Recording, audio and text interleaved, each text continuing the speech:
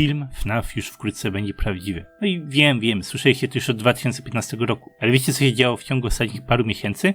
Lata szukania perfekcyjnego scenariusza w końcu się opłaciły, bo prace porządnie ruszyły do przodu. Dowiedzieliśmy się dużo o filmie, aktorach, fabule, no i zaczęli już film kręcić.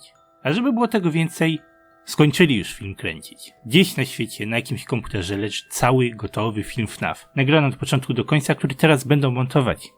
Jesteśmy bardzo blisko, bliżej niż kiedykolwiek wcześniej. A Blumhouse bardzo szybko produkuje swoje filmy i od razu po zakończeniu zdjęć podali nam datę premiery. FNAF trafi do kin za pół roku, w przyszłym październiku. Zostało nam więc już mniej niż 200 dni do premiery.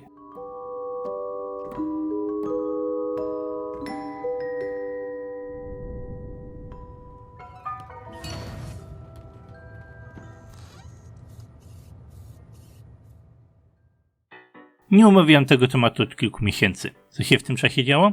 Dosyć sporo. Ważnym tematem jest obsada filmu FNAF.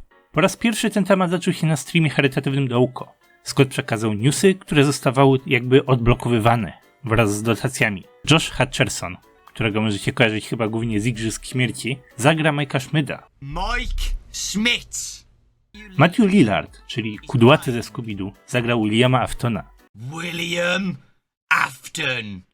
To porównanie pewnie brzmi niespodziewanie. Była z tego masa memów, ale Matthew jest dobrym aktorem. Ma doświadczenie w przeróżnych rolach. Na pewno zagra bardzo porządnego Purple Guy'a.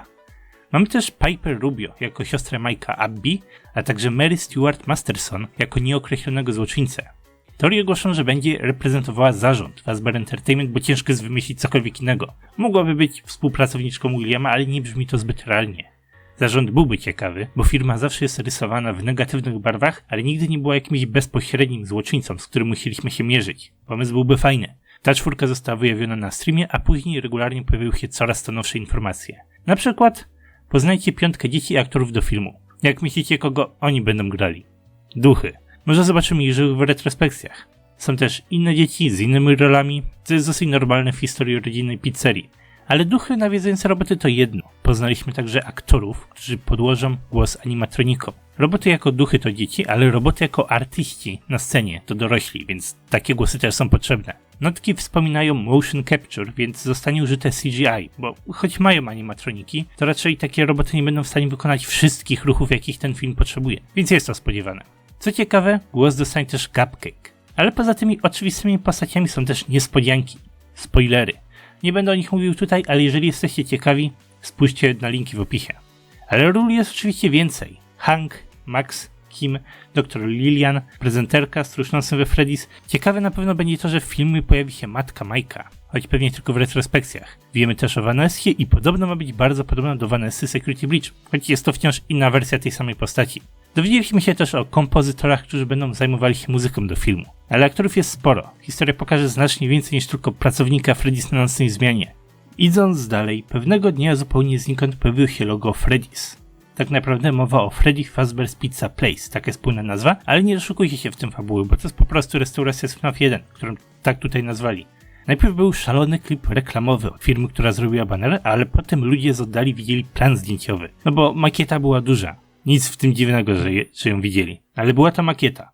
Nie położyli banera na jakimś budynku, tylko zrobili wszystko od zera. Właśnie tutaj były kręcone sceny przed restauracją. I z czasem się ta konstrukcja zmieniała. Pojawiły się pnącza, miejsce zmieniło się w opuszczoną, zaniedbaną pizzerię. Zobaczymy ją w trakcie działania i zobaczymy ją też po zamknięciu. A potem ją rozebrali. Ale kiedy zespół skończył zdjęcia, dostaliśmy promocyjną grafikę przedstawiającą uszkodzonego Freddy'ego i dziewczynkę przed opuszczonym Freddy's. Wygląda to nasza siostra Mike'a na Abby. Ciekawe tylko o co z tą sceną chodzi, ale o teoriach to później. Tak jak w poprzednim przypadku, pewne wycieki się pojawiły i znowu zapraszam do opisu, żeby na nie spojrzeć. Jedno zdjęcie mogę pokazać. Ktoś złapał Freddy'ego przed makietą restauracji, czyli mniej więcej chodzi o to samo co na promocyjnym zdjęciu. Tą scenę akurat już widzieliśmy z oficjalnego źródła. Bardzo ważnym wydarzeniem podczas kręcenia filmu było to, że Scott Kafton zaprosił paru youtuberów na tydzień na plan zdjęciowy. Mowa o Dołko, Razbowski, 8-Bit Ryan, Baza Malam. Spotkali się ze Scottem, z zespołem filmowym, z aktorami, widzieli kręcenie filmu, więc znają spoilery. Każdy z nich omówił swoje doświadczenia i mają też dużo materiału z planu zdjęciowego, którego jeszcze nie mogą udostępnić. Spoilery. Ale takie filmy się wkrótce pojawią. Zobaczymy na pewno restaurację od środka, zobaczymy animatroniki. Dołko się przyznał, że złamał zasady pizzerii i przytulił Freddy'ego. Mamy to na taśmie. Dla studia to też pewnie będzie dobra reklama filmu, kiedy takie nagrania i może jakieś wywiady pojawią się niedługo przed premierą. Zapraszam do obejrzenia tych filmów. Wszyscy mówią dużo o swoich doświadczeniach, ale nie rzucają spoilerami z rękawa. Najdłuższy i najbardziej dogłębny jest film Razbowskiego, ale każdy miał coś od siebie do powiedzenia, więc warto na to wszystko spojrzeć. Są bardzo pozytywnie nastawieni do filmu i twórcy też byli szczęśliwi. Udało im się dobrze przedstawić ten świat, żeby zadowolić tych fanów. Dużo było mowy o restauracji, o samym biurze, o dokładnych, ale też bardzo ekspresyjnych animatronikach, no i postacie, czyli dobra gra aktorska, a także po raz pierwszy w dziejach FNAF postacie będą miały własne osobowości. Jest na co czekać. Co też warte pozazdroszczenia, spotkali się ze Scottem i mamy na to zdjęcia. Okazuje się, że Scott tak naprawdę jest makietą, na każdym zdjęciu wygląda dokładnie tak samo. Na pewno niesamowite przeżycie, bardzo zazdroszczę. Tak więc film zbliża się już wielkimi krokami.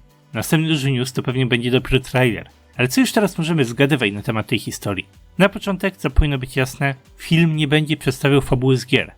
Na pewno pokaże podobną historię, ale nie będzie to ten sam świat i trzeba na to zwrócić uwagę, bo niezależnie od wszystkiego, ludzie będą tworzyć teorie pod fabułę gier, korzystając z tego filmu.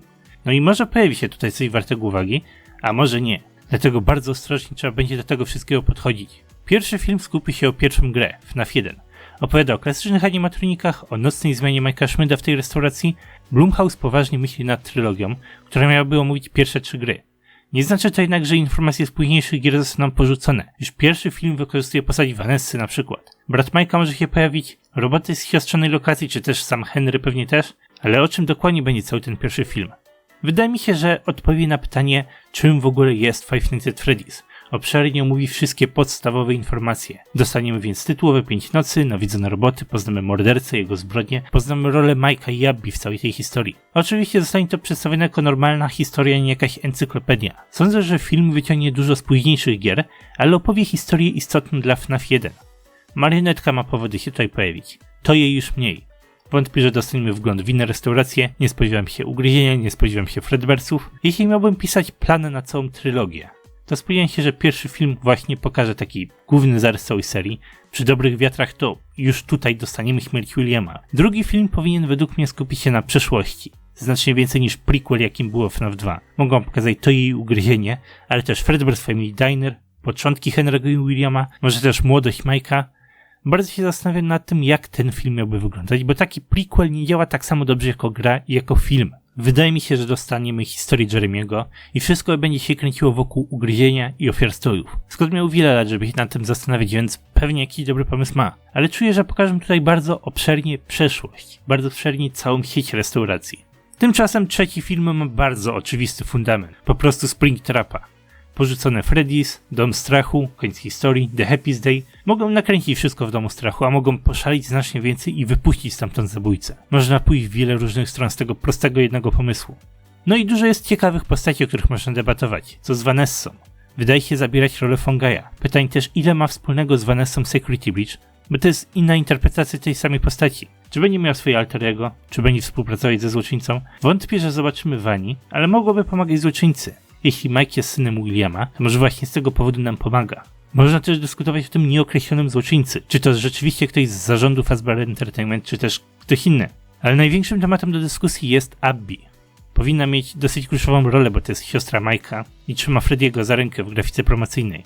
Pewnie pomoże dodać głębi ich rodzinie, Mike'owi, ale powinna też mieć swój własny wkład w historię. Co ona tutaj robi przy opuszczeniu Freddy's? Można by się zastanawiać, czy nie przyjmie roli marionetki w pomaganiu duszom odejść. Tak wygląda ten obrazek, ale raczej nie, bo nie ma sensu usuwać marionetki z tej historii. Raczej nie będzie też znała tych duchów, bo była bardzo mała, kiedy zabójstwa miały miejsce, jeżeli trzymamy się ustalonych starych dat. Może pociągną wątek ugryzionego dzieciaka, więc pozna swojego starszego brata, którego nigdy nie spotkała. Najlepszy pomysł, jaki obecnie mam, jest taki, że zbuduje się jakaś bardzo prosta relacja między nią a duchami, ponieważ duchy nie są agresywne wobec dzieci. Może ochronią ją przed kimś, a może ona sama ochroni kogoś innego, na przykład Mike'a, przed animatronikami. To mogłoby być ciekawe.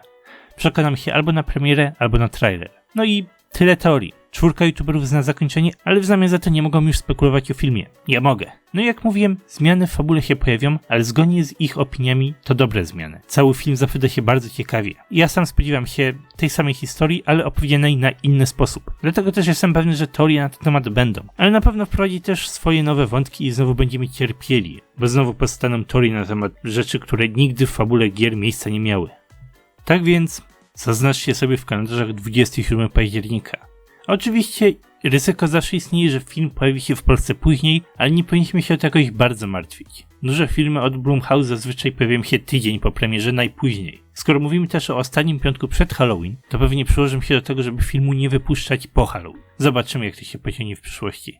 Ode mnie to tyle, więc dziękuję wam za oglądanie. Czy jesteście gotowi na Freddy'ego w kinach? Scott opóźniał pracę nad tym filmem, żeby wszyscy oryginalni fani stali się dorośli na premierę. Rozumiecie, że wszyscy 18-latkowie, którzy przyjdą na film, mieli 9 lat, kiedy pierwsza gra wyszła? Tak właśnie czas leci. Niesamowicie szybko do przodu. A jeśli jeszcze chcecie poglądać coś na temat FNAF, zapraszam do obejrzenia filmu na temat nowego merchu, który tak naprawdę nie ma związku z żadną grą, którą do tej pory widzieliśmy. Mamy też rok 2023, rok FNAF 3, więc od czasu do czasu omawiam konkretnie tą grę. Spójrzcie na to, co wynika z trailera FNAF 3. No i dziękuję, do zobaczenia w przyszłych odcinkach.